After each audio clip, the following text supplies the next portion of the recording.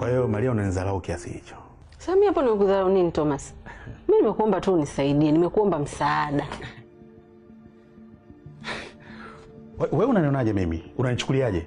Yaani kama mimi ni toi lako, yani mbona una adabu, una heshima wewe? Thomas, wewe ndio unayakuza bwana. Mimi nimekuomba msaada. Kwa hiyo nikuniambia kama unaweza kunisaidia au uwezi basi. Sasa ukiwa una mpango gani wewe na huyo Tony kufanya kazi hapa Tanzania? Wewe nisaidie kwanza, afu mimi baadaye nitakwambia mpango wangu ukoje. Acha kukuza mambo, acha kupanic. Wewe?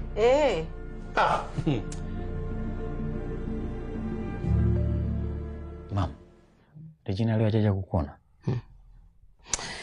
Yaani hajaja mpaka ninapata wasiwasi. Yaani sijamuona Regina machoni mwangu toka siku ile nilivyomaliza kusalisha. Hii nilijua tu. Regina ameshafikiria vibaya mama. Na mimi hajanipa hata nafasi ya kuongea naye. Najua atakuwa amewaza vibaya. Lakini lile lilikuwa ni neno la siku tu. Wala hata sikumaanisha vibaya. Ila ya mambo kwa kweli haya, yaani nakosa amani kabisa. Mungu wangu. Yaani sijui